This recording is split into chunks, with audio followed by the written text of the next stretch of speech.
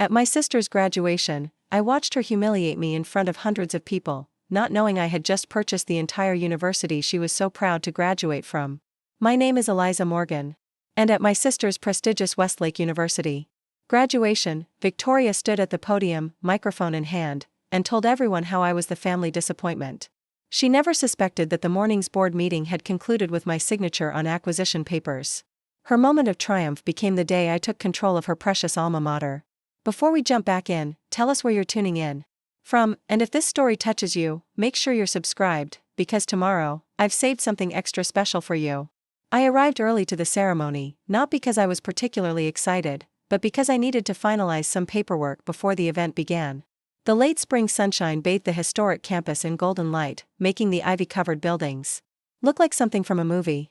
Students in their caps and gowns clustered around the main quad, parents wielding cameras and bouquets of flowers, all celebrating this milestone achievement. Unlike them, I carried only a leather portfolio tucked under my arm. Inside it, the final documents confirming my ownership of Westlake University through my investment firm. The ink had barely dried. I spotted my parents near the front row of the reserved seating area. My mother, Diana, was wearing her favorite pearl gray suit, her auburn hair perfectly styled as always. My father, Jonathan, stood beside her, checking his watch repeatedly, his silver-rimmed glasses catching the light. They didn't notice me right away. They were too busy fussing over Victoria, who was lined up with the other graduating students, the valedictorian medal gleaming around her neck. When they finally saw me approaching, my mother's smile faltered slightly. "Eliza, you made it," she said, sounding genuinely surprised. "We weren't sure you'd come after, well, everything." I kept my expression neutral. "I wouldn't miss Vicky's big day," I replied, using the childhood nickname I knew my sister hated. After all, family is family. My father gave me an awkward side hug, the kind reserved for distant acquaintances. "Good to see you being supportive," he said, his voice carrying an undercurrent of warning. "Today is Victoria's moment, remember that." I nodded, feeling the familiar weight of their expectations. Always Victoria's moment, never mine. Always her achievements in the spotlight, my successes conveniently overlooked. Victoria glanced over at us, her perfectly contoured face breaking into what most would interpret as a warm smile. I knew better. I recognized the slight upturn at the corner of her mouth, the same expression she wore when she accidentally spilled red wine on my white dress at her engagement party last year. "Eliza, you actually showed up," she said, breaking away from her friends to air-kiss my cheek. "I thought you'd be too busy with your, what is it you're doing these days? Some kind of finance thing?" Preparing and narrating this story took us a lot of time, so if you are enjoying it, subscribe to our channel, it means a lot to us. Now back to the story. "Some kind of finance thing," I echoed with a smile. "Something like that." If she only knew that my finance thing had grown into Morgan Capital, one of the most aggressive investment firms on the East Coast. That my little business venture, she had mocked at every family dinner, had just completed its largest acquisition to date, Westlake University, her beloved alma mater, which had been struggling financially for years despite its prestigious reputation. The ceremony began promptly at 11. I sat beside my parents, maintaining a polite smile as various deans and board members gave their speeches. None of them knew yet. The board chair, who had shaken my hand just hours earlier, spoke about tradition and legacy without any idea that the university's ownership had changed hands that very morning. When Victoria's name was called for her valedictorian speech, my parents straightened in their seats, beaming with pride. She walked to the podium with practiced grace, her honors cord swinging with each confident stride. "Distinguished faculty, families, and fellow graduates," she began, her voice carrying across the hushed audience. "Today marks not just an ending, but a beginning. A chance to reflect on what brought us here and who helped us along the way." Her speech started normally enough: gratitude for professors, memories of late-night study sessions, inside jokes that made her classmates laugh. But then, about halfway through, she shifted direction. "I want to take a moment to talk about something personal," Victoria said, her voice softening to that tone she used when she wanted everyone's complete attention. "About what it means to truly earn your place in this world." My stomach clenched. I knew what was coming. "My older sister is here today," she continued, gesturing toward where I sat. Hundreds of heads turned in my direction. Eliza and I took very different paths in life. While I committed to my education, she dropped out of college after just 1 year. A murmur rippled through the crowd. My mother stiffened beside me, but didn't interrupt. "Of course not. Victoria could do no wrong." "I share this not to embarrass her," Victoria said, though that was exactly what she was doing, but because it taught me an important lesson about perseverance. About not taking shortcuts. About the value of this degree we're receiving today. I kept my face carefully blank as she continued, detailing how I'd wasted my potential and chosen the easy path, while she had worked tirelessly for her achievements. She painted herself as the dedicated scholar and me as the cautionary tale, the sister who couldn't hack it, who gave up when things got tough. What she conveniently left out was that I'd left college to care for our grandmother when she was diagnosed with cancer, something Victoria had been too busy to help with. She didn't mention that after Grandma passed, I'd used my inheritance to start my business rather than return to a degree I no longer needed.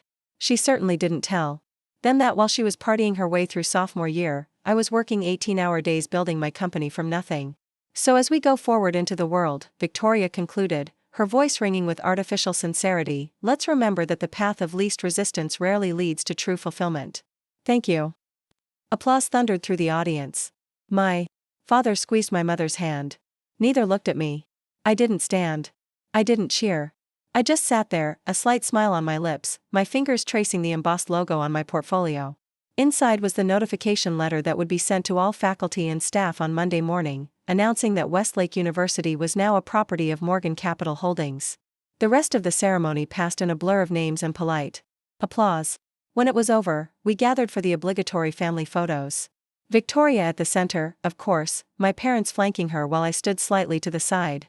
The photographer kept asking me to move in closer. You're barely in the frame, he complained. Story of my life, I thought. At the reception that followed, I watched Victoria holding court among her friends, accepting congratulations, and showing off her honors cords. My parents circulated through the crowd, introducing themselves as Victoria Morgan's parents as if I didn't exist. I helped myself to a glass of champagne from a passing tray and found a quiet corner to observe the festivities. Dean Harrington, a thin man with wire-rimmed glasses who had been present at the morning's meeting, approached me cautiously. Ms. Morgan, he said in a hushed tone. I didn't realize you would be attending today's ceremony. My sister is the valedictorian, I replied, taking a sip of champagne. Why wouldn't I be here? He blinked rapidly. Of course. It's just given the timing of this morning's transaction, I assumed. He trailed off, glancing around nervously. The board agreed we would wait until Monday to make the announcement. President Caldwell doesn't even know yet. And we will wait, I assured him. Today is about the graduates, not business. He nodded, relieved. Might I ask, your plans for the university? The board was not forthcoming with details. I smiled. Let's just say I have a personal interest in preserving Westlake's legacy, Dean Harrington. With some necessary improvements, of course. Before he could press further, my mother appeared at my elbow, her social smile firmly in place. Eliza, there you are. Victoria is looking for you. Family photos with the president. Dean Harrington's eyes widened slightly. You're Victoria Morgan's sister? My mother answered before I could. Yes, this is our eldest. Now, if you'll excuse us, Dean. As she led me away, she leaned in close. Who was that? What were you discussing? Just making connections, I replied. Isn't that what these events are for? She sighed. Please don't try to network at your sister's graduation. This day isn't about your business ventures. No, apparently it was about publicly humiliating me instead. Victoria was waiting near a backdrop emblazoned with the Westlake crest, the university president, Dr. Caldwell, beside her. He was a distinguished-looking man in his 60s with a politician's smile and a reputation for securing donations from wealthy alumni. Ah, the whole Morgan family, he said warmly. Victoria has made quite an impression on us all. Victoria beamed. President Caldwell has offered me a position on the junior alumni board, she announced. It's usually reserved for graduates who've been out for at least 5 years, but he made an exception. Exceptional students deserve exceptional opportunities, Caldwell replied, patting her shoulder. The future of Westlake depends on bright young minds like Victoria's. I had to suppress a laugh. If he only knew who now controlled Westlake's future. The photographer positioned us in front of the backdrop, Victoria and President Caldwell in the center, my parents on either side. And me squeezed in at the end almost as an afterthought. Just as the camera flashed, Victoria whispered something to Caldwell that made him chuckle. What's so funny? I asked. Oh, I was just telling President Caldwell about your unique perspective on higher education, Victoria said sweetly. How you've always said college is a waste of time and money. My father frowned. Eliza, that's not appropriate. Actually, I replied calmly, what I've said is that traditional education isn't the only path to success. Some people thrive in academia, others don't. It's about finding what works for you. Caldwell gave me a patronizing smile. Well, as someone who's dedicated his life to higher education, I must respectfully disagree. There's simply no substitute for the foundation a university degree provides. Is that why Westlake's endowment has shrunk by 30% over the past 5 years? I asked innocently. Because you're providing such an irreplaceable foundation? His smile froze. I'm sorry, I don't believe we've been properly introduced, Ms. Morgan. No, I agreed. We haven't. Victoria cut in quickly. Eliza runs some kind of investment thing. Don't mind her, she's always been jealous of my academic achievements. I could have corrected her. I could have told them all exactly who I was. And what I'd done. But timing was everything, and this wasn't the moment. Not yet. Instead, I excused myself, claiming I needed some air. I walked across the manicured lawns of the campus that now, technically, belonged to me. Students and their families were scattered everywhere, taking photos, laughing, celebrating. I wondered how many of them were struggling with student loans for an education that President Caldwell insisted was irreplaceable. My phone buzzed with a text from Marcus, my chief operating officer, everything set for Monday. Press release. Drafted. Waiting for your green light. I replied with a simple thumbs-up emoji and continued walking until I reached the edge of campus where my driver was waiting. I didn't bother saying goodbye to my family. They probably wouldn't notice. I was gone until they needed someone to take a group photo. Back in my apartment overlooking the city, I kicked off my heels and poured myself a glass of the expensive scotch I kept for moments that required contemplation. The sun was setting, casting long shadows across my living room. On my coffee table sat the framed photo my parents had prominently displayed in their home for years, Victoria at her high school graduation, surrounded by her academic trophies. There was no equivalent photo of me. I had taken the picture from their house during my last visit, and they hadn't even noticed it was missing. Typical. As I sipped my scotch, I reflected on how we had arrived at this point, Victoria and I. We were only 2 years apart, but the gap might as well have been decades. From the beginning, she had been the golden child, the one with perfect grades, perfect friends, perfect ambitions. I was the disappointment, the one who asked too many questions, who refused to follow the prescribed path. My phone rang, it was Grandma's old lawyer, Herbert Barnes. I had kept him on retainer after her passing. Eliza, my dear, his gravelly voice came through the speaker. It's done. The final paperwork for the Westlake acquisition has been filed. Congratulations. I smiled. Thank you, Herbert. Any hiccups? None whatsoever. The board was quite eager to accept your offer, given the university's financial situation. Though I must say, this is an unusual investment for Morgan Capital. Educational institutions aren't typically your target. This one's personal, I replied, swirling the amber liquid in my glass. Herbert cleared his throat. Your grandmother would be proud, you know. She always believed in you, even when your parents didn't. A familiar ache squeezed my chest. She was the only one who did. After we hung up, I walked to the window and looked out at the city lights blinking to life as darkness fell. Victoria's words from her speech echoed in my mind, the path of least resistance rarely leads to true fulfillment. She had no idea about the resistance I'd faced. No concept of what it had taken to build my company from nothing, to make my way in a world that constantly underestimated me. While she had our parents' unconditional support and the wind at her back, I had fought against the current every step of the way. Tomorrow, I would return to my office and finalize my plans for Westlake University. Monday, the announcement would go public, and Victoria would learn that her precious alma mater now belonged to her dropout sister. But tonight, I allowed myself this moment of quiet satisfaction, knowing that for once, I had the upper hand. I picked up my phone again and scrolled through my contacts until I found the number for Westlake's financial aid office. A few taps later, I had made an anonymous donation of $10 million specifically earmarked for students who had to leave school to care for ill family members. It wasn't about revenge, not entirely. It was about creating the support system I never had. As I set my empty glass down, I caught my reflection in the window, tired eyes, but a determined set to my jaw. Victoria's humiliation hadn't broken me. If anything, it had reminded me exactly why I was doing this. Not just for myself, but for everyone who had ever been dismissed, underestimated, or pushed aside.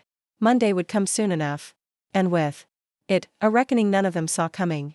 I woke before dawn on Monday, my body humming with anticipation. The sky outside my penthouse windows was still dark, just a hint of purple at the horizon promising the coming day. I'd barely slept, but I didn't feel tired.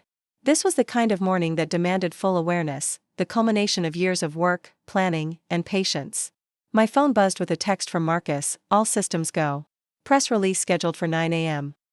I made myself a cup of strong coffee and sat at my kitchen island, opening my laptop to review the announcement one final time.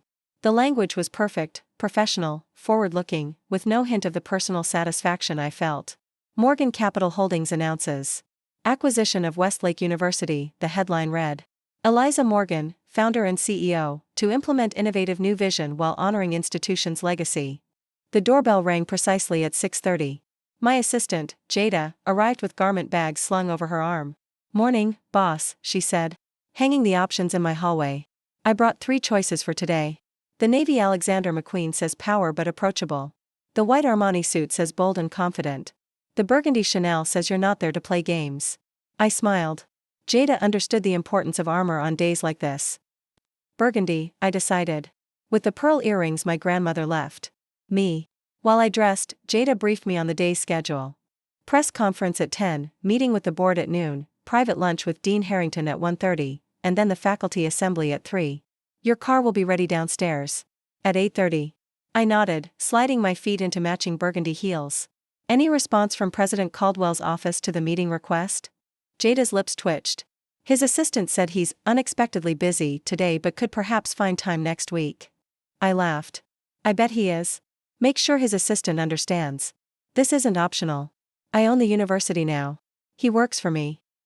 Already handled, Jada replied, her efficiency one of the many reasons I'd promoted her 3 times in 2 years. I've scheduled him for 4:30. His assistant was quite flustered after I explained the situation. By 7:30, I was fully prepared, standing in front of my full-length mirror. The woman who looked back at me wasn't the girl who had been dismissed and overlooked her entire life. She was powerful, confident, in control. I touched my grandmother's pearls at my ears, drawing strength from her memory. Watch me now, Grandma, I whispered. My car arrived at Westlake University just as the press release hit the wires. I could see the confusion already spreading across campus, small clusters of faculty huddled together, looking at their phones, expressions shifting from bewilderment to concern. None of them noticed me yet, which was exactly as I wanted it. I slipped into the administration building through a side entrance Marcus had arranged to be unlocked. In the president's conference room, my team was already setting up, legal advisors, PR specialists, and key executives from Morgan Capital. They stood when I entered, and Marcus handed me a tablet showing the first media pickups of our announcement. Wall Street Journal, Financial Times, and Bloomberg all running with it, he said. Local outlets are scrambling for more details. Social media is just starting to buzz. I scrolled through the headlines, each one confirming what I already knew. By the end of this day, no one would overlook Eliza Morgan again.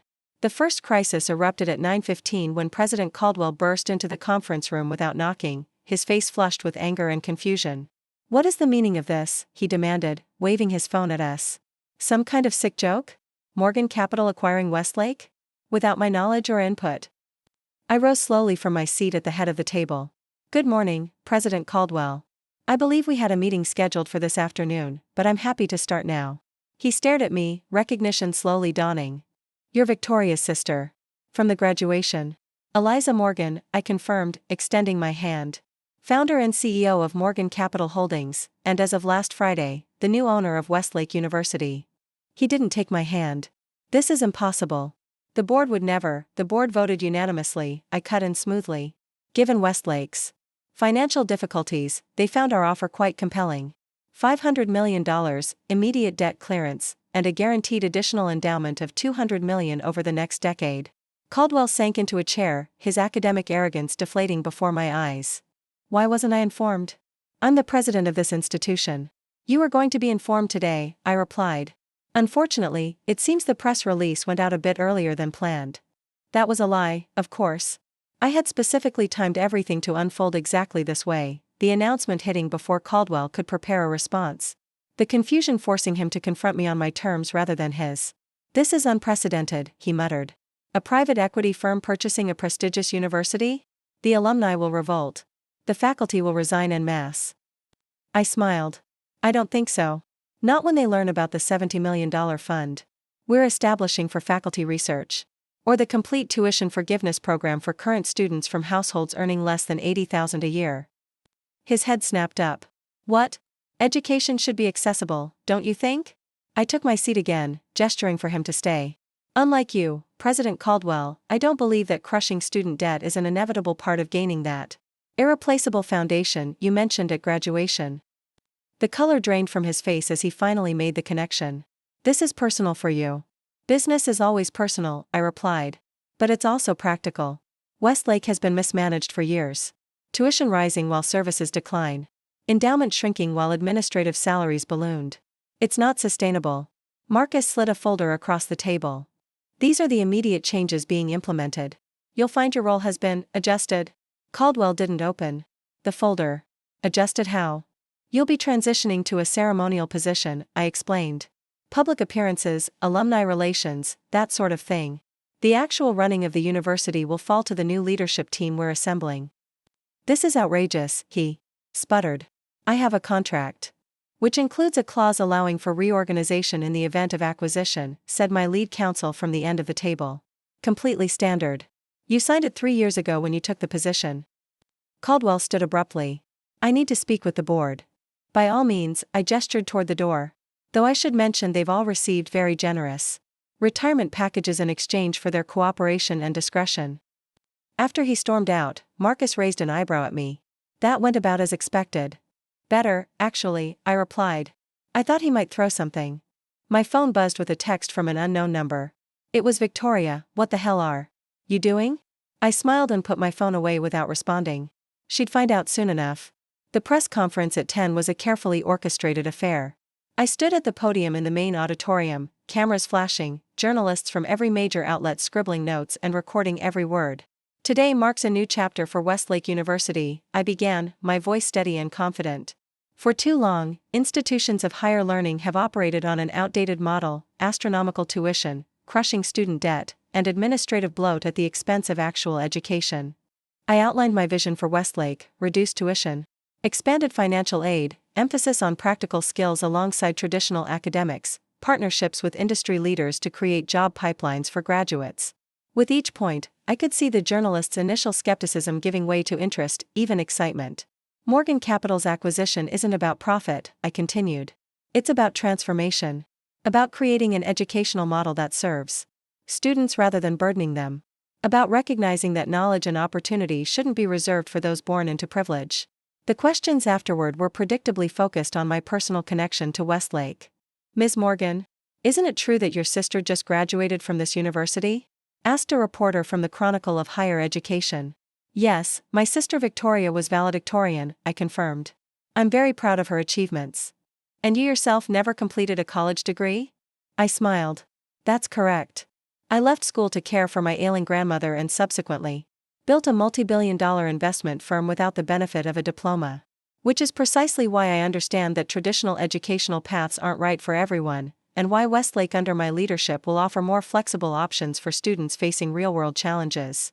Another reporter pressed. Critics might say this acquisition is some kind of revenge against an institution that represents the academic success you never achieved. The auditorium went quiet, waiting for my response. I leaned slightly into the microphone. I don't need revenge, I said simply. I need results. And the students of Westlake deserve better than they've been getting. Judge me by what happens next, not by what you assume my motivations might be. As I left the stage, I caught sight of Victoria standing at the back of the auditorium, her face a mask of shock and fury. Our eyes met briefly before I turned away, following my team out the side exit. By noon, my social media was flooded with notifications. Hashtag Eliza Morgan and hashtag Westlake Revolution were trending. The narrative was already splitting, some hailing me as an innovative disruptor, others painting me as a bitter dropout with a grudge. I didn't care either way. The important thing was that people were paying attention.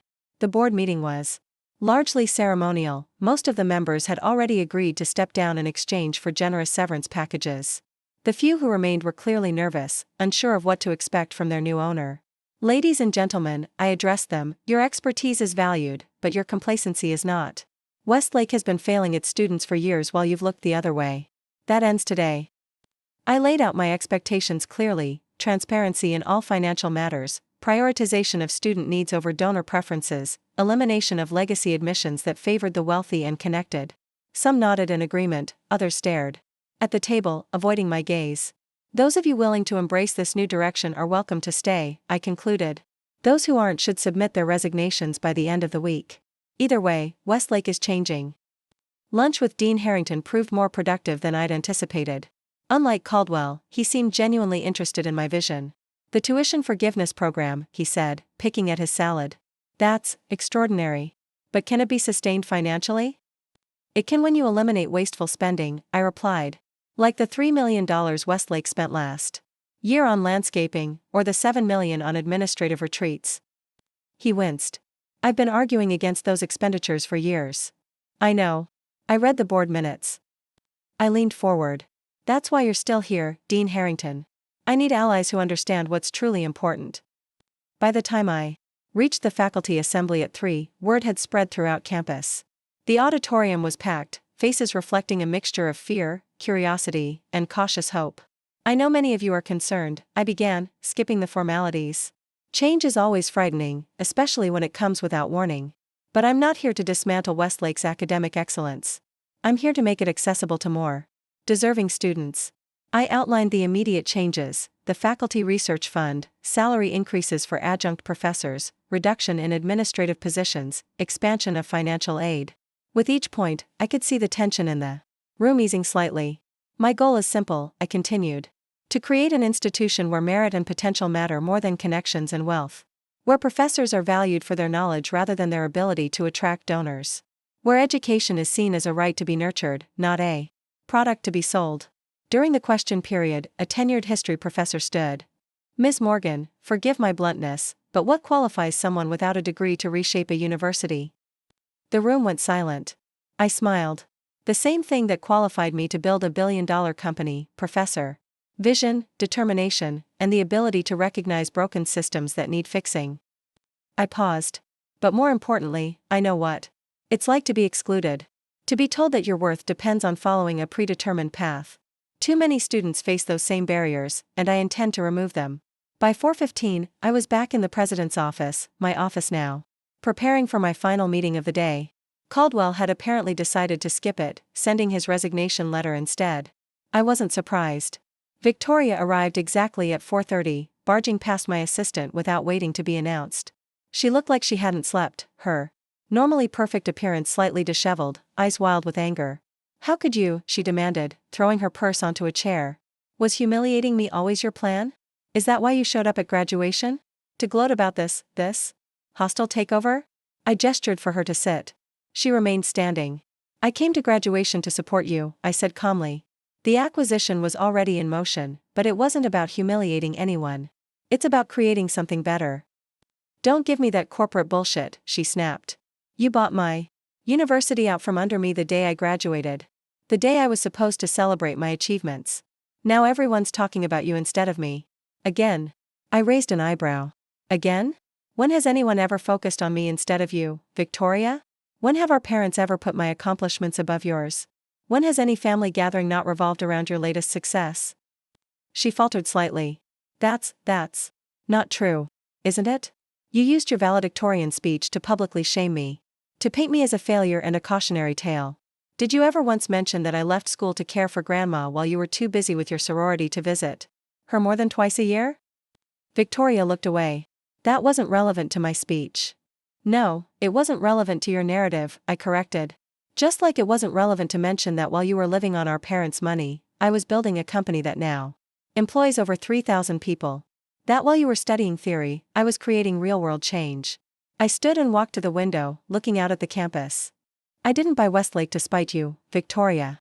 I bought it because it represents everything wrong with higher education in this country: elitism, exclusion, crushing debt. And yes, I announced it after your graduation because I didn't want to overshadow your moment. I could have done it before, but I waited. She laughed bitterly. How considerate of you. More considerate than you've ever been to me. I turned back to face her. But this isn't about our relationship. It's about creating an institution that serves all students, not just the privileged few. Victoria finally sank into a chair, the fight seeming to drain out of her. So what now? You fire the president, remake the university in your image, and I'm just supposed to watch my alma mater transform into some corporate experiment? No, I replied. You're supposed to help. Her head snapped up. What? I returned to my desk and slid a folder toward her. Director of Alumni Affairs and Student Advocacy.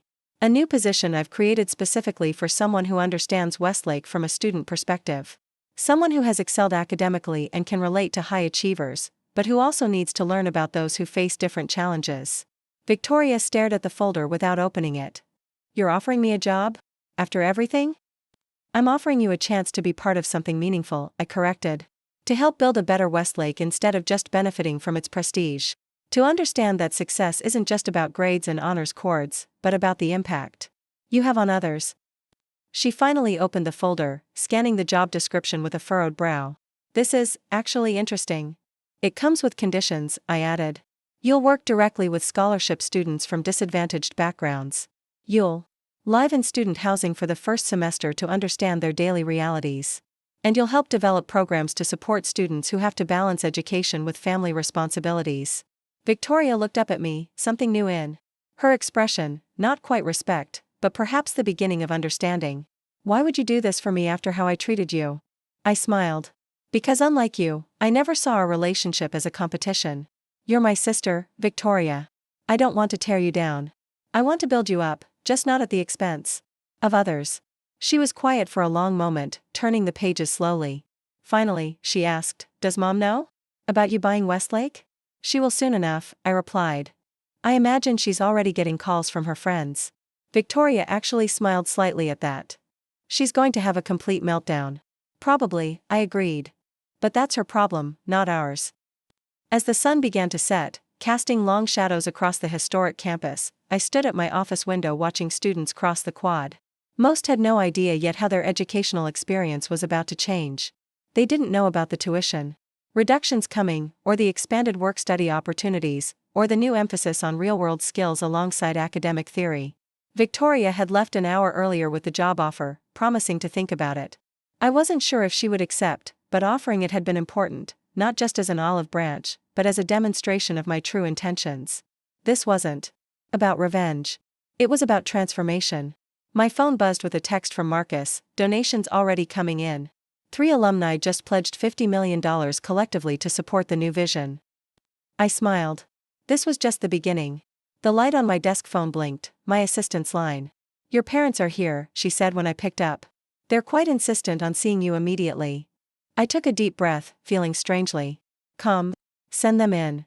Whatever storm was coming, I was ready. I'd spent my life being underestimated by my family, being told my path wasn't valid, my choices weren't worthy. But now I stood in the president's office of the very institution they had held up as the pinnacle of success, not as a student or graduate, but as its owner. Sometimes the greatest victory isn't proving others wrong. It's proving yourself right. My parents entered the office like 2 thunderclouds rolling in from opposite directions. My mother, Diana, was the first through the door, her pearl-gray suit now looking rumpled from what I imagined was a hastily arranged flight. My father, Jonathan, followed close behind, his usual composed demeanor fractured by bewilderment and indignation. What have you done? My mother's voice was low and dangerous as she stood before my desk, not bothering with greetings or pleasantries. I remained seated, one hand resting lightly on the polished mahogany surface that had, until this morning, belonged to President Caldwell. Hello to you too, Mom. Dad. Please, have a seat. We will not sit, my father snapped. We want answers. Eliza. The Harringtons just called us an absolute shock. Margaret said you've purchased Westlake? That you fired the president? That you're implementing some radical overhaul of the entire institution? I leaned back in my chair, studying them. They looked simultaneously familiar and foreign to me, these people who had shaped so much of my life through their expectations and disappointments. Not all at once, I clarified. President Caldwell resigned. And the changes aren't radical, they're necessary. My mother paced to the window, her reflection visible in the darkening glass. Do you have any idea the position you've put us in? The Caldwells are close personal friends. James and Gloria were at our dinner party just last month. Of course that would be her first concern, her social standing, not the educational institution or the students it served. The board approved the acquisition unanimously, I said, keeping my voice calm and factual. President Caldwell had led Westlake into a precarious financial position. My offer saved the university from potential bankruptcy within the next 3 years. My father's eyebrows shot up. Bankruptcy? That's impossible. Westlake is one of the most prestigious universities in the country. Prestige doesn't pay the bills, Dad.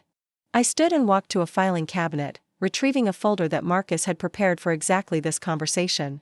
I handed it to my father, who took it reflexively. Westlake has been operating at a deficit for 5 consecutive years.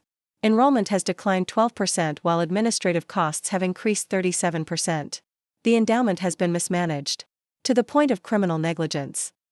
He opened the folder, scanning the contents with the quick efficiency of someone who had spent decades reviewing financial reports. I saw the moment the reality hit him, his eyes widened slightly, and a small furrow appeared between his brows. "This can't be right," he muttered, but there was uncertainty in his voice now.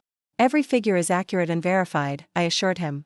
Morgan Capital conducted 6 months of due diligence before making the offer. Westlake was sinking, and the board knew it. That's why they accepted my bid so readily. My mother turned from the window, her face tight with suspicion. "And you just happened to target Victoria's University? This had nothing to do with your ongoing jealousy of your sister's achievements?" The accusation stung, but I had expected it. In their eyes, I had always been the problem, the difficult daughter, the one who didn't conform, who questioned instead of obeyed. Any conflict between Victoria and me had always been framed as my envy of her perfection, never her cruelty or their favoritism. "Morgan Capital evaluates dozens of potential acquisitions every quarter," I replied evenly. "Westlake came to our attention because of its financial indicators, not because of Victoria. Though I won't deny that my familiarity with the institution through her gave me additional insight." My father was still reading the financial documents, his frown deepening with each page. My mother, seeing she wasn't getting the emotional reaction she wanted from me, changed tactics. "Victoria is devastated," she said, her voice suddenly soft with concern. "She called us in tears. Her graduation was supposed to be her moment, and you've completely overshadowed it with this corporate takeover." I thought of Victoria leaving my office earlier, considering the job offer I'd extended. There had been no tears then, just confusion, then cautious interest. But I wasn't surprised my sister had presented a different narrative to our parents. "Victoria had her moment," I said. "A beautiful graduation ceremony where she gave a valedictorian speech specifically designed to humiliate me in front of hundreds of people. The acquisition wasn't announced until today, 3 days later." My mother waved her hand dismissively. She was making a point about the value of education and perseverance. "If you took it personally, that's your problem. When someone names you explicitly as a cautionary tale of failure, it's not taking it personally to recognize the attack for what it is."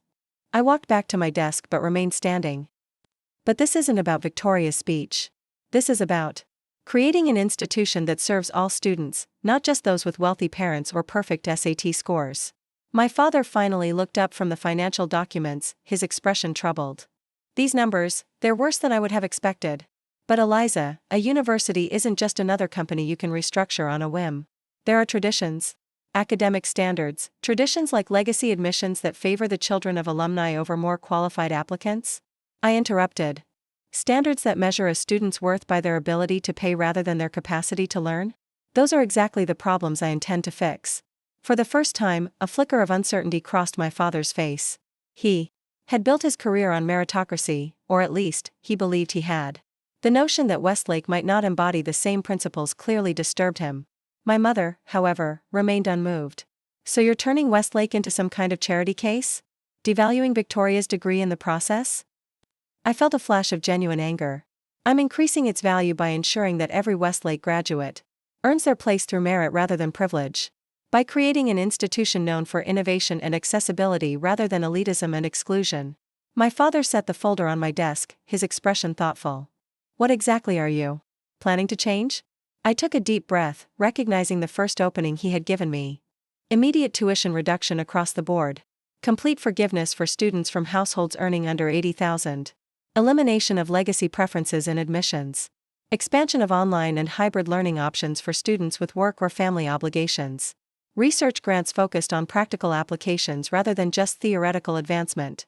I continued outlining my vision, watching as my father's expression shifted from skepticism to reluctant interest. My mother remained stone-faced, but I hadn't expected anything else from her. "The funds are already allocated," I concluded. "The press has responded positively. Even the faculty, after their initial shock, are cautiously optimistic about the resources I'm providing. My father ran a hand through his silver hair. It's ambitious. But where does this leave Victoria? Her position on the alumni board. I've offered her a new role, I said. Director of Alumni Affairs and Student Advocacy. A position created specifically to bridge the gap between Westlake's traditional values and its new direction. She's considering it. My mother's head snapped up. You offered her a job? Working for you? Working with me, I corrected. Using her academic excellence and intimate knowledge of Westlake to help shape its future. My father looked torn. Between surprise and something that might have been respect. My mother just looked horrified. She would never accept that, she declared. Working under her younger sister? It's humiliating. I smiled slightly. Actually, she seemed quite interested. And it's only humiliating if you see our relationship as hierarchical rather than collaborative. Which has always been the problem, hasn't it? Something shifted in the air between us, a recognition of the deeper issue that had shaped our family dynamic for decades. The way they had always positioned Victoria and me as the success and the failure, the star and the disappointment. Never as two different women with different strengths and paths. My father cleared his throat. Eliza, regardless of your intentions, you have to admit the timing of this announcement looks vindictive. Coming right after Victoria's graduation, coming when Westlake needed it most, I cut in. The university was 3 years from potential bankruptcy, Dad. Would it have been better to wait until students were halfway through degrees at an institution that might not exist to grant them? Until faculty had to be laid off because of mismanagement? He had no answer for that. My phone buzzed with a text from Marcus, student rally forming in the quad. Looks positive. Might want to see this. I glanced at my watch. If you'll excuse me, there's something happening on campus I should attend to. We're not finished here, my mother protested. Actually, we are. I moved toward the door. You're welcome to join me if you'd like to see what's happening. Otherwise, my assistant can show you out. Without waiting for their response, I left the office and headed down the hallway toward the main entrance. After a moment's hesitation, I heard them following behind me. The quad was bathed in the golden light of early evening, and what I saw there nearly took my breath away. Hundreds of students had gathered, many holding hastily made signs, "Thank you, Morgan Capital," and "Education without debt," and "Finally someone who gets it." A young woman was speaking through a megaphone, her voice carrying across the open space. For the first time, someone is putting students first. Someone understands that education should be about opportunity, not crushing debt. The crowd cheered, and I stopped at the edge of the gathering, watching in amazement. This wasn't planned, not by my team, not by the administration. This was organic, a spontaneous response to the changes I had announced. My father came to stand beside me, his expression unreadable as he surveyed the scene. My mother hung back, arms crossed defensively across her chest. They seem enthusiastic, my father said quietly. They're hopeful, I corrected. Many of these students are working multiple jobs to afford tuition. Others are taking on debt that will follow them for decades. When you tell people that burden is being lifted, enthusiasm is a natural response. The student with the megaphone spotted me and faltered mid-sentence. A murmur ran through the crowd as heads turned in my direction. For a moment, everything went quiet. Then, unexpectedly, they began to applaud. Not polite, obligatory applause, but genuine, enthusiastic appreciation. Several students moved toward me, their faces alight with excitement and questions. "Ms. Morgan, is it true about the tuition forgiveness? Are you really eliminating legacy admissions? Will there be more work-study opportunities?" I answered their questions calmly, aware of my parents listening behind me. With each response, the students' excitement grew. One young woman, her eyes shining with unshed tears, said, "I was going to have to drop out next semester. My mom got sick, and I can't work enough hours to cover tuition and help with her care. This changes everything for me." I thought of my grandmother, of leaving school to care for her when no one else would. "That's exactly why we're doing this," I told her. "Education shouldn't require choosing between your future and your family." As the impromptu gathering continued, I sensed my father step closer to listen. My mother remained at a distance, her disapproval radiating like a physical force. After nearly an hour of talking with students, answering questions, and listening to their stories, I finally extricated myself, promising more details would be forthcoming. As the crowd dispersed, a young man approached me hesitantly. "Ms. Morgan? I'm Jason Chen. I'm student body president." He extended his hand. "I just wanted to say, we've been fighting for some of these changes for years. No one listened. Until now." I shook his hand. "Sometimes it takes an outsider to see what's broken in a system." He nodded eagerly. Would you be willing to meet with the Student Government Association? We have ideas, suggestions for implementation. That might help. Absolutely, I agreed. My assistant will contact you tomorrow to set it up. As Jason walked away, I turned back to my parents. My father's expression had changed subtly, the rigid disapproval softened into something more contemplative. My mother still looked unmoved. Quite the performance, she said coolly. You always did know how to work a crowd. I didn't rise to the bait. It's not a performance when it's genuine. These students have real concerns, real struggles. Addressing them isn't about optics, it's about doing what's right. My father surprised me by asking, how did you put together the capital for this acquisition? Westlake must have cost, what, $500 million? $700 million, I corrected. Plus the additional commitments for endowment and scholarships. Morgan Capital led a consortium of investors who believe education is both a social good and a sound long-term investment. He nodded slowly. Impressive. Even for a dropout, he added, with the faintest hint of irony in his voice. It was the closest thing to an acknowledgement of my success I had ever received from him. I felt a small, unexpected warmth in my chest. Your sister called while you were talking to the students, my mother interjected, checking her phone. She's accepted your job offer, contingent on certain modifications to the terms. I couldn't hide my surprise. She has?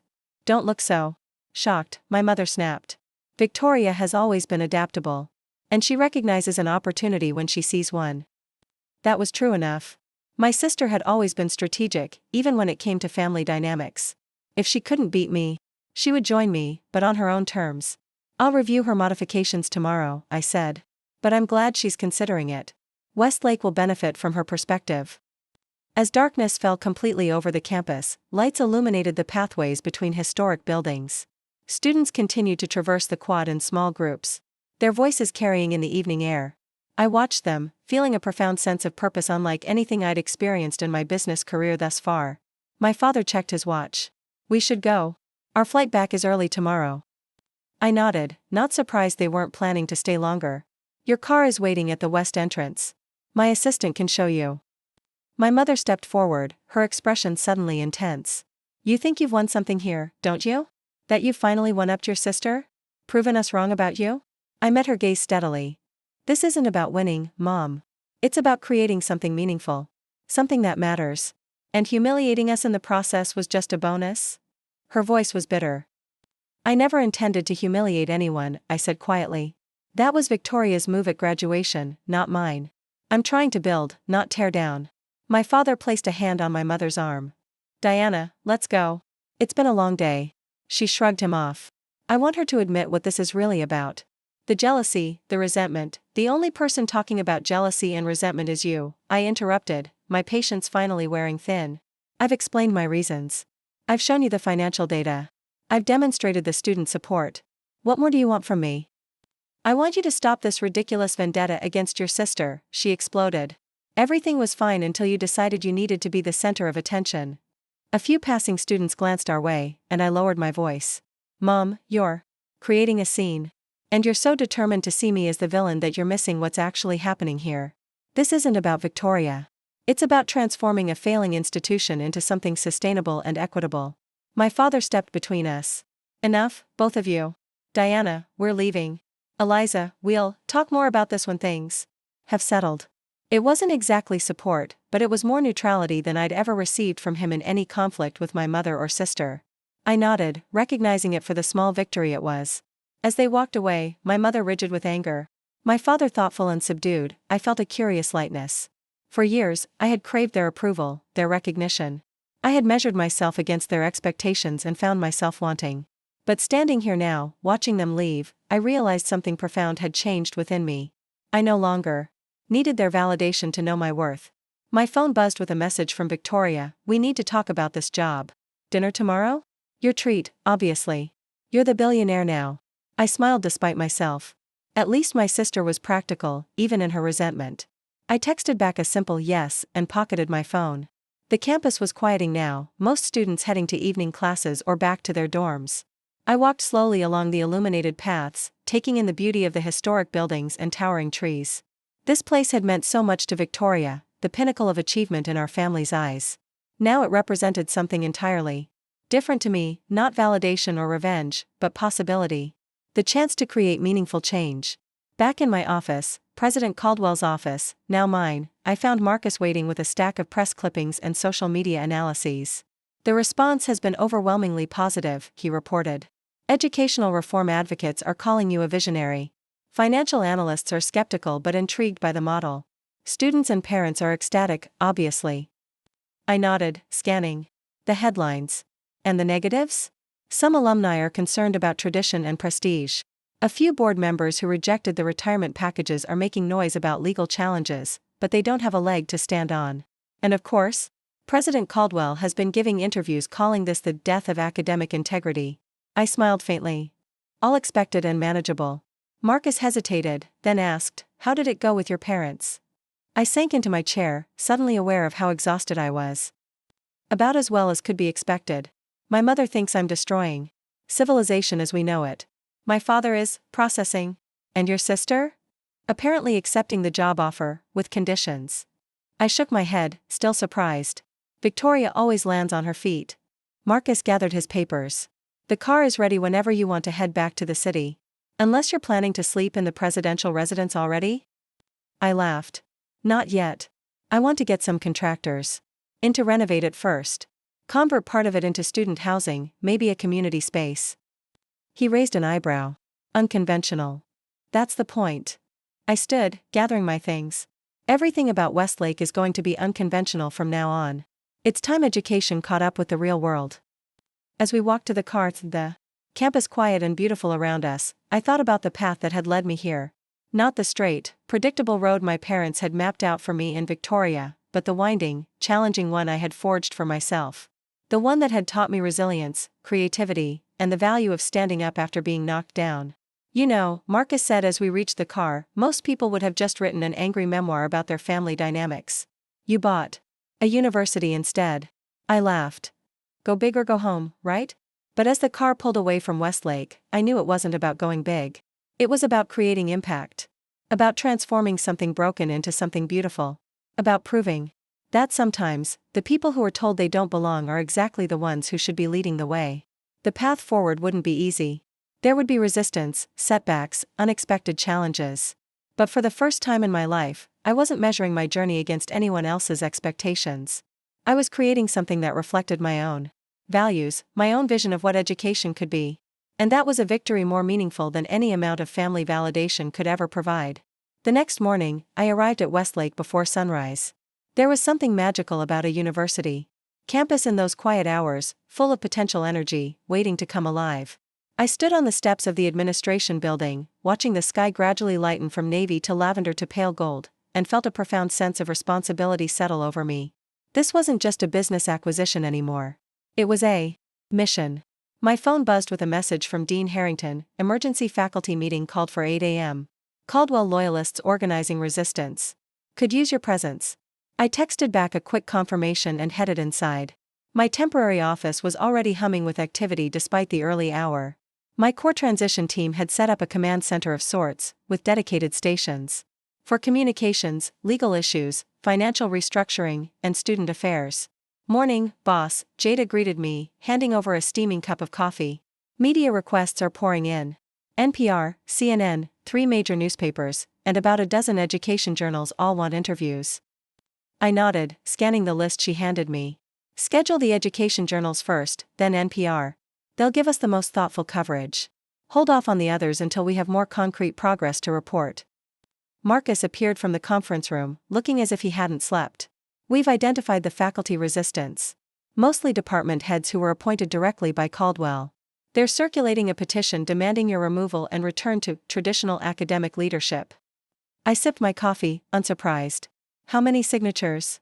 42 so far, out of 317 total faculty. Mostly from humanities departments that received preferential funding under Caldwell. I nodded. And the others? Waiting to see what happens. The science and engineering departments are cautiously optimistic about your research fund promises. The adjuncts and non-tenured faculty are definitely in your corner after the salary equity announcement. Good. I checked my watch. I'll attend the emergency meeting, but I want you to set up individual sessions with each department over the next few days. No intermediaries. I want to hear their concerns directly. The faculty meeting was held in Westlake's historic Maxwell. Hall, a vaulted space with stained glass windows and rows of wooden benches that made it feel more like a church than an academic venue. By the time I arrived, the room was nearly full, with distinct factions visibly forming, older faculty clustered near the front, younger instructors and adjuncts toward the back. A hush fell over the room as I entered. Dean Harrington, standing at the podium, gave me a subtle nod of acknowledgement but continued addressing the assembly. As I was saying, change is always disruptive, but it also presents opportunities. I believe we should hear Ms. Morgan out before jumping to conclusions about her vision for Westlake. Professor Whitman, a silver-haired man with leather patches on his tweed jacket like a caricature of academia, stood up. With all due respect, Dean Harrington, this isn't about hearing someone out. This is about a corporate takeover of a centuries-old institution by someone with no academic credentials whatsoever. Murmurs of agreement rose from the front rows. I remained standing at the back, choosing to listen rather than immediately defend myself. Westlake isn't a tech startup, Whitman continued, warming to his audience. It's a place of scholarly tradition and intellectual rigor. To have it suddenly owned by a venture capitalist who never even completed her own degree is an affront to everything we stand for. More murmurs, though not as unanimous this time. I noticed several younger faculty members exchanging skeptical glances. Dean Harrington cleared his throat. Professor Whitman, while I appreciate your passion, I must point out that Westlake has been facing significant financial challenges that the previous administration failed to address transparently. Ms. Morgan's intervention may well have saved the institution from a much more dire fate. Whitman scoffed. So we're supposed to be grateful? To sacrifice our academic independence for financial stability? A young woman stood up from the back rows. I recognized her as Dr. Chen from the engineering department, one of the few female department heads. Independence, she questioned, her voice sharp. What independence? Under President Caldwell, research funding was allocated based on personal relationships, not merit. Department budgets were slashed while the administration spent millions on vanity construction projects. If that's academic independence, I'm not sure it's worth preserving. The room erupted into competing voices. I caught Dean Harrington's eye, and he nodded, gesturing me forward. As I walked down the center aisle, the clamor gradually subsided until I reached the podium. Good morning, I began, my voice calm but carrying to every corner of the hall. I understand your concerns. Change is frightening, especially when it comes without warning or consultation. But I'd like to clarify a few things before this discussion continues. I paused, looking around the room, making eye contact with both supporters and detractors. First, Westlake is not being dismantled or fundamentally altered in its academic mission. What's changing is the economic model that supports that mission, a model that was failing, though many of you weren't informed of that fact. I gestured to packets being distributed by my team members. These contain the audited financial statements for the past 5 years. You'll see that Westlake has been operating at an unsustainable deficit, with the endowment being depleted at an alarming rate. At the current trajectory, the university would have faced drastic cuts or potential closure within 3 years. The rustling of papers filled the room as faculty members began examining the documents. I continued while they processed the information. Second, I may not have completed my degree, but that doesn't mean I don't value education. I left school to care for my dying grandmother, a choice I would make again. But that experience taught me something crucial about our educational system. It's designed for those with privilege and fails those facing real-world challenges. Dr. Chen nodded visibly from her seat. Professor Whitman pointedly did not look up from the financial packet. Finally, my goal isn't to replace academic values with corporate ones. It's to create a sustainable model where academic excellence can thrive without excluding those who can't afford $250,000 for a degree. Where research can be funded based on merit rather than connections. Where faculty are valued for their knowledge and teaching ability, not their willingness to maintain the status quo. I stepped back from the podium slightly, softening my stance. I know I'm an outsider. I know I represent change, and change is hard. But I'm asking you to judge me by my actions, not your assumptions about my intentions. The Faculty Research Fund is real. The tuition reductions are real. The commitment to academic freedom is real. The room was silent now, the atmosphere shifting from hostility to something more complex, not acceptance yet, but perhaps the beginning of consideration. I don't expect blind faith, I concluded. I expect rigorous questioning, you're academics, after all. But I do ask for the opportunity to demonstrate through actions, not just words, what Westlake can become when we remove financial barriers to excellence. As I stepped away from the podium, Dr. Chen stood again. I have a question, Ms. Morgan. The research fund you've announced, how will grants be allocated? Who makes those decisions? An excellent question, I replied. I propose a committee of faculty representatives from each department, with a rotating membership to prevent any single discipline from dominating. Proposals would be anonymized during review to eliminate bias. My role would be providing the funding, not selecting the recipients. This answer clearly surprised many faculty members. They had expected corporate micromanagement, not academic autonomy with proper resources. Professor Whitman finally looked up from the financial documents, his expression troubled. These numbers, are they accurate? Unfortunately, yes, I confirmed. Verified by 3 independent auditors. The previous administration was not forthcoming about the severity of the situation. A younger professor raised his hand. What about tenure protections? Will those remain intact? Absolutely, I said without hesitation. Academic freedom is essential to Westlake's mission. What will change is the path to tenure. It will become more transparent, with clearer metrics and less reliance on internal politics. For nearly 2 hours, I answered questions, some hostile, some thoughtful, all important. By the time the meeting concluded, I hadn't won over everyone, but I had disrupted the narrative that I was simply a corporate raider with no respect for academia.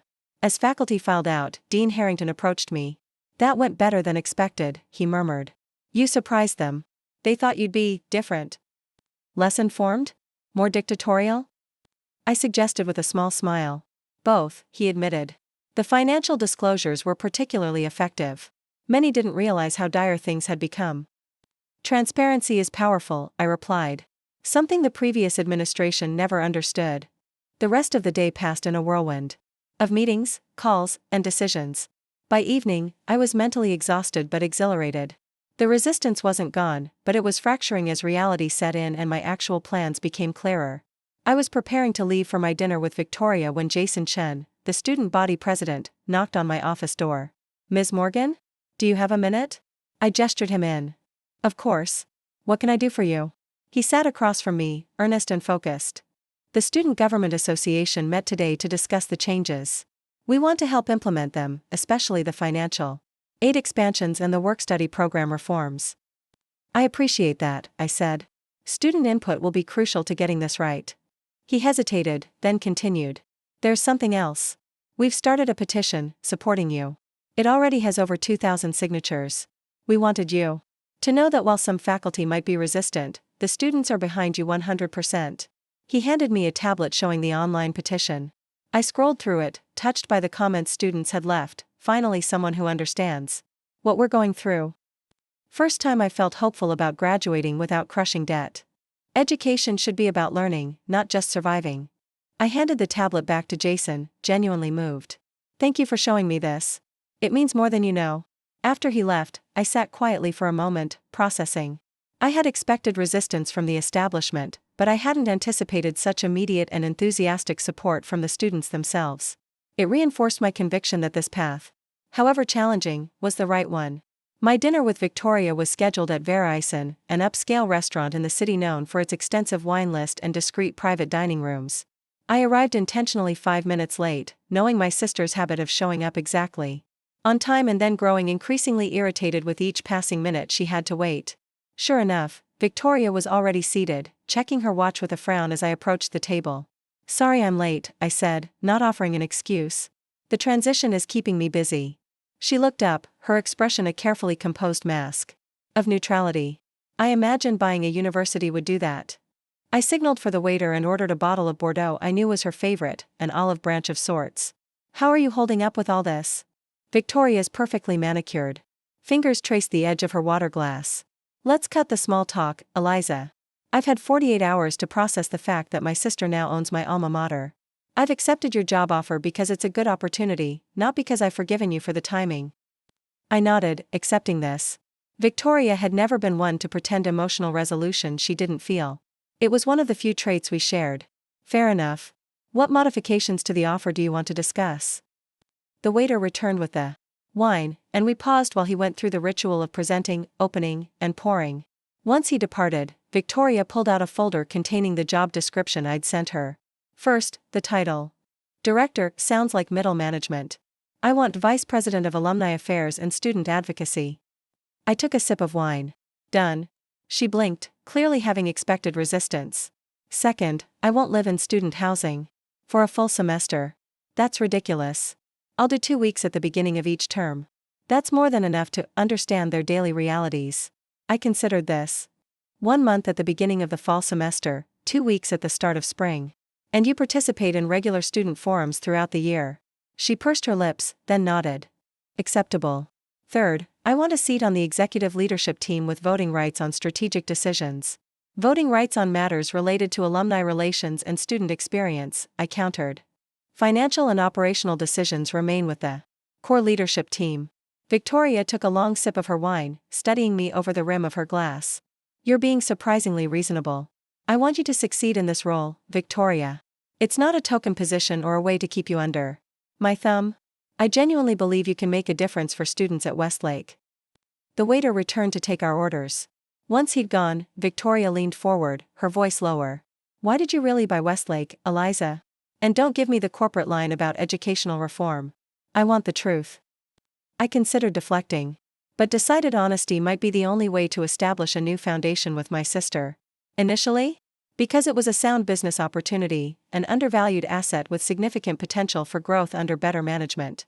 I twirled the stem of my wine glass. But yes, there was a personal element too. Not revenge, exactly, but validation. Proof that my path was valid even if it wasn't the one our parents prescribed. Victoria's expression softened slightly. Your humiliation at graduation for my speech. It wasn't quite a question, but I answered anyway. That was part of it. Being publicly shamed by my own sister stung. But it was just the culmination of a lifetime of being told I wasn't enough because I chose a different direction. She looked down at her plate. I didn't write that part of the speech. Mom and Dad suggested I include something about different paths and perseverance. I wasn't surprised, but hearing it confirmed still hurt. And you went along with it. I always go along with it, Eliza. That's how I became the golden child, by never questioning, never deviating, always performing exactly as expected. There was a bitterness in her voice I hadn't heard before. Do you have any idea how exhausting that is? The waiter delivered our appetizers, and we fell silent until he departed again. Is that why you took the job? I asked finally. To break the pattern? Victoria speared a piece of arugula with unnecessary force. I took the job because it's a good opportunity. Because despite our differences, I know you're a brilliant businesswoman who doesn't make failing investments. And because for once in my life, I want to build something that isn't just about meeting our parents' expectations. I felt a surge of unexpected emotion, not triumph or satisfaction, but something closer to hope. For the first time in our adult lives, Victoria and I might be finding common ground. The students will relate to you, I said. You were recently in their shoes. They'll trust you in ways they won't trust me. She nodded slowly. I was thinking about that. The scholarship program for students with family care responsibilities, we should expand it. Make it more comprehensive. Not just tuition, but stipends for transportation, childcare, home healthcare assistance. I smiled, genuinely impressed. That's an excellent idea. Draft a proposal and we'll find the funding. Victoria looked at me with a new expression, not quite respect, but recognition. You're serious about this, aren't you? About actually transforming Westlake, not just using it as some revenge plot. Dead serious, I confirmed. This is bigger than our family drama, Victoria. It's about creating something meaningful, something that could become a model for other institutions. We ate in companionable silence for a few minutes, the tension between us easing into something more productive. Finally, Victoria asked the question I'd been waiting for. Have you heard from Mom and Dad since yesterday? I shook my head. Not directly. Their assistant called to arrange a meeting next week. Very formal, very distant.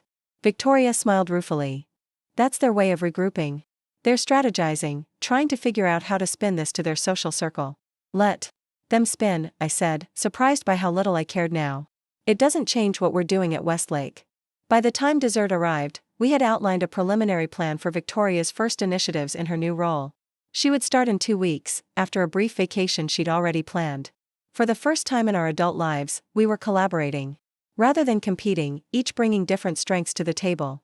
As we waited for the check, Victoria fixed me with a serious look. This doesn't erase everything, you know. The years of being pitted against each other, the graduation speech. We can't just pretend none of that happened. I don't expect us to, I replied honestly. But maybe we can build something new alongside the old history. Something that's ours, not our parents' creation. She nodded slowly. I'd like that. Outside the restaurant, as we waited for our respective cars, Victoria surprised me by asking, "What would Grandma think of all this? You buying Westlake, me working for you?" I smiled, thinking of our grandmother's practical wisdom and fierce independence.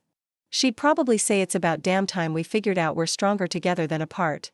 Victoria laughed, a genuine laugh, not the polished social one she usually deployed. She would say exactly that, complete with the swearing. She hesitated, then added, "She always saw something in you that the rest of us missed. I used to be jealous of your relationship with her." "I never knew that," I admitted, surprised. "There's a lot we never knew about each other," Victoria replied as her car pulled up. "Maybe that can change too." After she left, I decided to walk for a while, despite the late hour.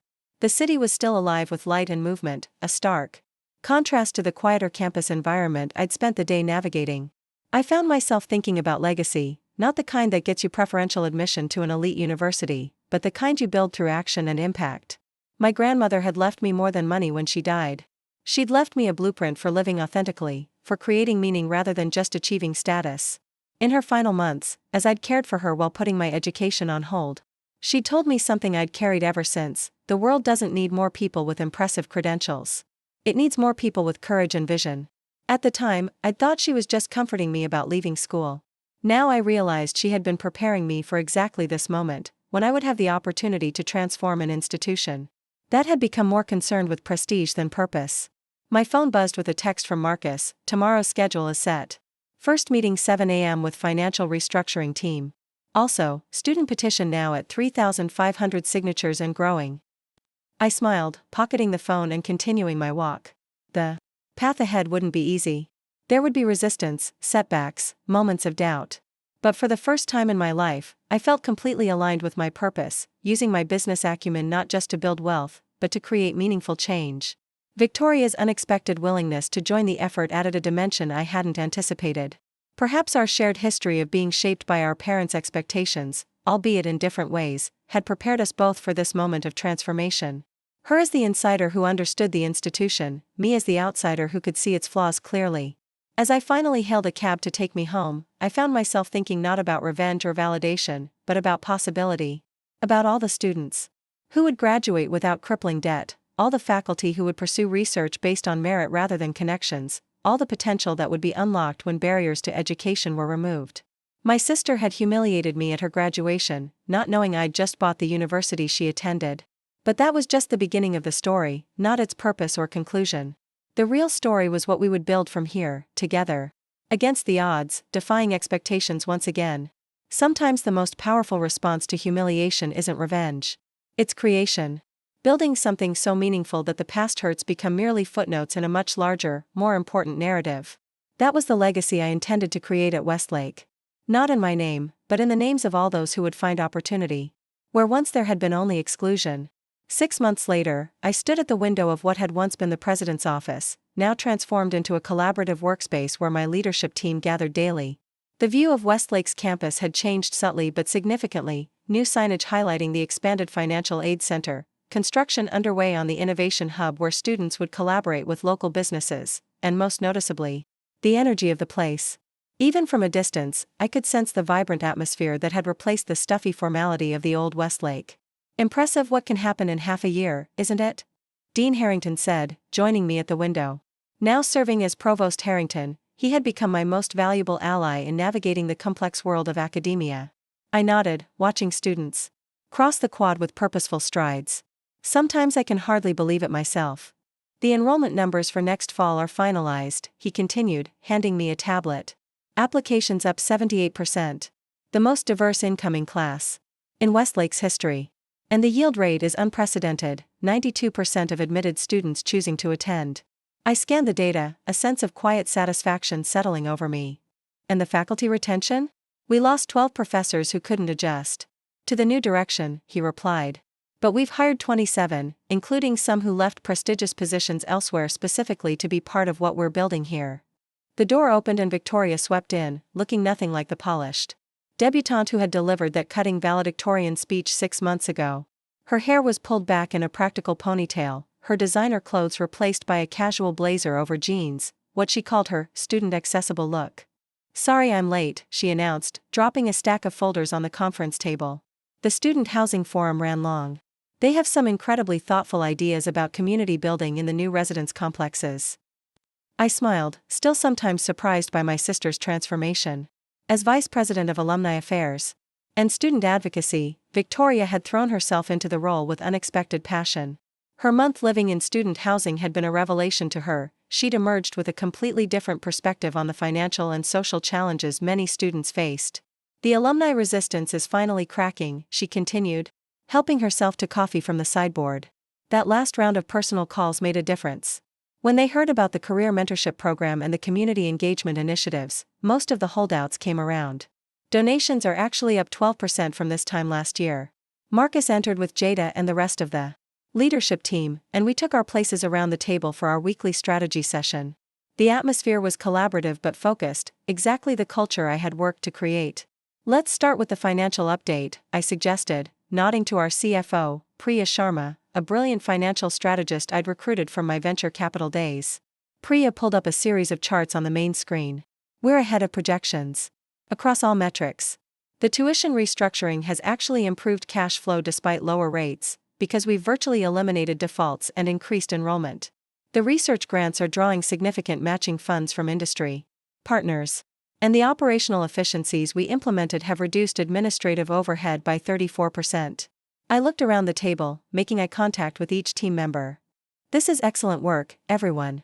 But we can't get complacent. What challenges are we facing? What's not working as well as we hoped? This question, deliberately seeking out problems rather than just celebrating successes, had become a cornerstone of our leadership approach. At first, team members had been hesitant, trained by previous administrations to hide issues and project constant success. Now they embraced the opportunity to address challenges before they became crises. Victoria spoke first. We're still struggling with some of the older alumni. They're concerned about tradition, about Westlake losing its exclusive character. I'm working on messaging that emphasizes how we're elevating standards rather than lowering them, but it's slow going. Jason Chen, who had joined our team as student liaison after graduating, nodded in agreement. And there's some tension between scholarship students and legacy admits. The playing field is more level now, but historical inequities don't disappear overnight. What are we doing to address that? I asked. We've implemented dialogue groups and community building programs, Victoria replied. But we need more. I'm thinking about a shared experience that all first-year students participate in, something challenging enough to create bonds across different backgrounds. The discussion continued, each team member highlighting both progress and obstacles in their areas. I listened intently, occasionally asking questions or suggesting connections between different initiatives. This was governance through collaboration, not dictation, a fundamental shift from Westlake's hierarchical past. As the meeting concluded, I asked everyone to stay for a brief announcement. As you know, we've been working on a major initiative behind the scenes for the past 3 months. Today, I can confirm that the Westlake model is ready to expand. I nodded to Marcus, who distributed folders to each team member. Inside you'll find the framework for what we're calling the Education Access Alliance, a consortium of 5 universities that have agreed to adopt our approach to tuition restructuring, financial aid, and merit-based advancement. Surprise and excitement rippled around the table as my team opened the folders to find details of the partner institutions, all respected regional universities facing similar financial challenges to what Westlake had experienced. Each will maintain its independence, I continued, but share resources, best practices, and technology platforms. Collectively, we'll create a powerful alternative to the traditional model of higher education, one that prioritizes genuine merit and accessibility over privilege and exclusivity. Victoria was reading the document with unusual intensity. This is bigger than I expected, she said finally, looking up at me. You're not just changing Westlake. You're trying to transform the entire system. Starting with these 5 institutions, I confirmed. But yes, the goal is systemic change. What we've proven here in 6 months can work elsewhere. The broken economics of higher education aren't inevitable, they're the result of specific choices that can be unmade. After the meeting dispersed, Victoria lingered behind. You never mentioned this was your ultimate goal, she said, still holding the folder. Creating a movement, not just fixing one university. I shrugged slightly. I wasn't sure it would be possible until we proved the model here. And honestly, I wasn't sure you'd support something so revolutionary. She gave me a wry smile. 6 months ago, I wouldn't have. But things change. People change. She paused, then added, I've changed. The admission hung in the air. Between us, simple but profound. My sister, who had once been the perfect embodiment of the system's values, was now helping to dismantle and rebuild it. Mom and Dad called yesterday, she said abruptly, changing the subject. They want to come for a visit. See what we've done with the place. I raised an eyebrow, genuinely surprised. Since our confrontation 6 months ago, my parents had maintained a careful distance, not openly hostile, but certainly not supportive either. They declined all previous invitations to visit campus. What changed their minds? I asked. Victoria's lips quirked in a half-smile. The Forbes profile might have had something to do with it. The Morgan sisters, revolutionizing higher education. Doesn't exactly fit their narrative of you as the family failure. I laughed despite myself. The extensive article had indeed positioned both Victoria and me as innovative leaders, highlighting our complementary strengths and shared vision. It had gone viral in education circles and beyond. Are you ready to see them? She asked more seriously. I considered the question carefully. I think so. I'm not looking for their approval anymore. That's liberating. Victoria nodded in understanding. They're coming next Thursday. I told them we'd give them the full tour, including the student union building that no longer bears Caldwell's name. I smiled at that small but significant detail. Shortly after taking over, we'd renamed campus buildings that had honored wealthy donors with questionable ethics. The Caldwell Student Union was now the Unity Commons, a change that had generated both controversy and appreciation. Thursday works, I agreed. And Victoria? Thank you for everything you've done these past months. I know it wasn't easy stepping into this role, especially given how things started between us. She waved off my gratitude with characteristic briskness, but I could see it meant something to her. We make a good team. Who would have thought? After she left, I returned to the window, watching the campus as afternoon shadows lengthened across the quad. In just 6 months, Westlake had transformed from a struggling institution clinging to outdated prestige into a vibrant, innovative community of learning. Applications had skyrocketed, dropout rates had plummeted, and faculty research output had increased dramatically, all while making education more accessible to deserving students from all backgrounds. The resistance hadn't disappeared entirely, of course. There were still opinion pieces in certain publications lamenting the dilution of excellence or the corporatization of academia. President Caldwell had even published a memoir titled When Tradition Falls, painting himself as a defender of academic purity against market forces. But the results spoke for themselves. Other universities were taking notice, reaching out quietly at first, then more openly as Westlake's success became undeniable. The Education Access Alliance was just the beginning. My phone buzzed with a text from Jada, don't forget dinner with the Student Leadership Council tonight. 7 p.m. at the Commons. I smiled, remembering how these monthly dinners had started. An awkward, formal affair where students were too intimidated to speak freely. Now they were lively, productive exchanges where students felt empowered to challenge me directly and propose bold new initiatives. Several of our most successful programs had originated from those dinners. As I gathered my things to head to my next meeting, there was a knock at the door. Jason Chen entered, looking slightly nervous despite his now established role on our team. Ms. Morgan, there's someone here to see you. She doesn't have an appointment, but, well, I think you might want to make time. I glanced at my schedule. Who is it? Rebecca Caldwell, the former president's daughter. I paused, genuinely surprised. Rebecca Caldwell had been notably absent from campus since her father's departure, despite being an alumna and former trustee. Send her in, I decided. And reschedule my next meeting if necessary. Rebecca entered cautiously, as if expecting to be ejected at any moment. She was in her early 30s, with her father's confident bearing but softer features. I had met her briefly at donor events during Victoria's time at Westlake but didn't know her well. Ms. Morgan, she began formally. Thank you for seeing me without an appointment. I gestured for her to sit. What can I do for you, Miss Caldwell? She took a deep breath. I've been following the changes at Westlake. From a distance, obviously. Given circumstances. I nodded but didn't interrupt. Whatever had brought the daughter of my most vocal critic to my office must be significant. I was opposed to everything you were doing at first, she continued frankly. I believed my father's version of events, that you were destroying Westlake's legacy out of some personal vendetta. Again, I simply nodded, letting her continue. But I've been speaking with students, with faculty. I've read the data. And I can't ignore the results. She straightened in her chair. I'm here because I want to help. I've spent the last 5 years working in educational policy, focusing on equity issues. The Westlake model is achieving what many of us have only theorized about. I studied her carefully, looking for signs of hidden agendas. Your father might not approve of your involvement. A flash of something, pain, resignation, determination, crossed her face. My father and I have different views on many things. This wouldn't be the first time I've disappointed him by choosing my own path. The words resonated with me unexpectedly. How many times had I felt that same conflict, the desire to forge my own way against the pull of parental expectations? What exactly are you proposing? I asked. I'd like to join the Education Access Alliance as a policy advisor. Help translate Westlake's innovations into frameworks that other institutions can adopt and adapt. My background in both traditional academic leadership and equity policy gives me a useful perspective. It was a bold proposal, and potentially valuable. Having Caldwell's daughter publicly supporting our initiatives would undercut much of the remaining resistance. But I needed to be certain of her motivations. Why now? I asked directly. The alliance was just announced internally today. How did you even know about it? She smiled slightly. I still have friends on faculty. Word travels fast when people are excited about something. As for why now, because I've spent enough time observing to be convinced this isn't a publicity stunt or a vanity project. You're creating real, sustainable change. I considered her proposal for a long moment.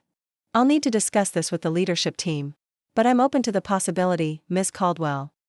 Rebecca, please, she said, extending her hand. Eliza, I replied, shaking it firmly. After she left, I sat thoughtfully at my desk. Rebecca Caldwell's unexpected appearance felt somehow symbolic, a bridge between Westlake's past and its future, between tradition and innovation. If even the daughter of my strongest opponent could see value in what we were building, perhaps the transformation was reaching deeper than I had realized. My thoughts were interrupted by a knock at the door. Victoria entered without waiting for a response, her expression a mix of surprise and confusion. Was that Rebecca Caldwell I just saw leaving your office? I nodded. She wants to join the alliance as a policy advisor. Victoria's eyebrows shot up. Bold move. What did you tell her? That I'd consider it. I leaned back in my chair. What do you think? She considered the question seriously. I think having a Caldwell publicly supporting our initiatives would be powerful symbolically. And she's actually qualified, her work in educational policy is well respected. That's my assessment as well, I agreed. But there's risk involved. Her father might see it as betrayal and intensify his opposition. Victoria shrugged. He's already doing everything he can to undermine us. How much worse could it get? She had a point. James Caldwell had become the de facto spokesperson for the old guard, giving interviews criticizing our dismantling of academic excellence and prioritizing access over rigor, never mind that academic performance metrics had actually improved under our leadership. I'll sleep on it, I decided. In the meantime, we have the student dinner tonight. Later that evening, surrounded by the energy and enthusiasm of Westlake student leaders in the Commons dining hall, I found myself reflecting on the journey of the past 6 months. The changes were visible everywhere, from the diversity of faces around the table to the nature of the conversation, focused not on exclusive traditions but on community building and educational innovation. Maya Johnson, a brilliant computer science major who had nearly dropped out before our scholarship expansion, was presenting a proposal for a peer mentoring program specifically designed for first-generation college students. The academic support is crucial, she explained passionately, but equally important is having someone who understands the cultural and social challenges, the unwritten rules of academia that no one ever explains to you if your parents didn't go to college. I nodded, impressed by her insight. What resources would you need to launch this? Maya outlined a modest budget for training materials and coordination time. It was thoughtful, practical, and potentially transformative for students who often fell through the cracks despite their talent and potential. Consider it approved, I told her. Work with Victoria to integrate it with the existing mentorship framework, but maintain its distinct focus on first-generation students. The smile that broke across Maya's face was the kind of reward that financial success could never match, the pure joy of being heard, valued, and empowered to create change. As the dinner continued, other students presented their ideas and concerns. There was no deference or hesitation in how they addressed me. I had worked hard to establish a culture where hierarchy didn't silence important voices. They challenged my assumptions, pushed back on certain initiatives, and proposed bold alternatives. This was education as it should be, a constant dialogue, a collaborative exploration, not a one-way transmission of authority. Walking back to my car after dinner, I paused in the center of the quad. The campus was beautiful at night, historic buildings illuminated against the dark sky, pathways glowing with soft light. But the real beauty was less visible, the transformation happening inside classrooms and dorm rooms, in faculty offices and student organizations, as Westlake evolved from an institution defined by exclusivity to one defined by opportunity. My phone buzzed with a text from an unfamiliar number. It's Rebecca Caldwell. Thank you for hearing me out today. Whatever you decide about my proposal, I wanted you to know that what you're building at Westlake matters. It's changing lives. I smiled, pocketing the phone without responding immediately. The message reinforced what I already knew, that our work had transcended personal histories and petty conflicts to become something genuinely meaningful. Back at my apartment, I found a package waiting, a small, carefully wrapped box with Victoria's handwriting on the card. Inside was a framed photograph I hadn't seen in years, Victoria and me as children, maybe 6 and 8 years old, building an elaborate sand castle on a beach. We were working together intently, focused on the same goal, smiling with uncomplicated joy. The card read simply, "Found this while cleaning out some old things. Thought you might like a reminder that we knew how to build together long before Westlake. See you tomorrow." I placed the photograph on my bookshelf, touched by the gesture and the memory it captured. Before competition and comparison had been imposed on us, before parental expectations had driven us apart, we had been simply sisters, different but complementary, each bringing our own strengths to shared creations. In many ways, that was what we were rediscovering now, through our work at Westlake. Victoria's understanding of academic tradition balanced my drive for innovation. My business acumen complemented her insight into student experience. Together, we were building something neither could have created alone. The next morning, I arrived at campus earlier than usual, wanting some quiet time before the day's meetings began. The sun was just rising, casting a golden glow over the historic buildings and modern additions that now stood side by side. A physical manifestation of our philosophy that tradition and innovation could strengthen rather than oppose each other. I walked slowly across the empty quad, appreciating the peaceful moment before students and faculty would bring the campus to life. Near the science building, I noticed an older man sitting on a bench, gazing thoughtfully at a newly installed sculpture, a modern piece commissioned from a local artist to represent the intersection of knowledge and opportunity. As I drew closer, I recognized him with surprise, Dr. Thomas Webb, Westlake's most senior professor emeritus and one of the few vocal holdouts against our changes.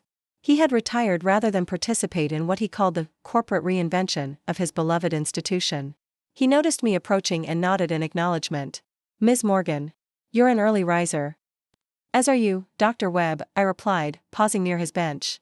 "I didn't expect to see you on campus." He gestured to the sculpture. Curiosity got the better of me. I wanted to see these changes for myself, not just read about them in increasingly enthusiastic faculty emails.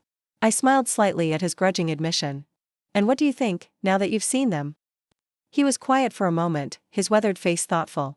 I think I may have been too hasty in my judgment. The sculpture is actually quite good, thoughtful, not merely decorative. And the new physics lab I glimpsed through the window appears impressively equipped." Coming from him, this was high praise indeed. "Would you like a proper tour? I have some time before my first meeting." He seemed surprised by the offer but nodded slowly. "I would, actually." As we walked through the campus, I pointed out both the physical changes and the programmatic ones, the expanded research facilities, the collaborative learning spaces, the new scholarship initiatives. Dr. Webb listened intently, occasionally asking incisive questions that revealed his deep knowledge of Westlake's history and academic mission. "You've retained more of the core than I expected," he observed as we completed our impromptu tour. "The changes seem additive rather than replacive, if you'll forgive the clumsy terminology." "That was exactly our intention," I confirmed. Westlake's academic excellence was never the problem.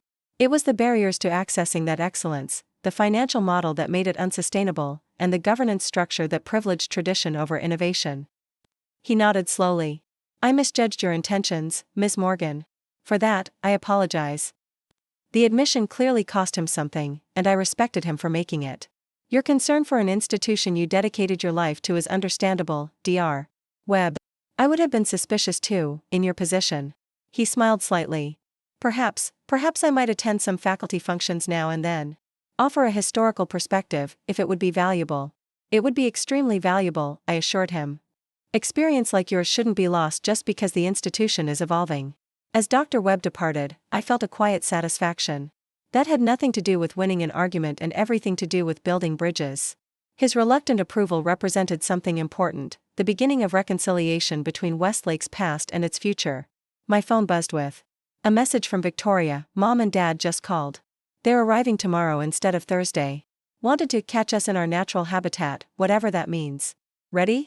I texted back a simple, ready, and continued my walk across the awakening campus.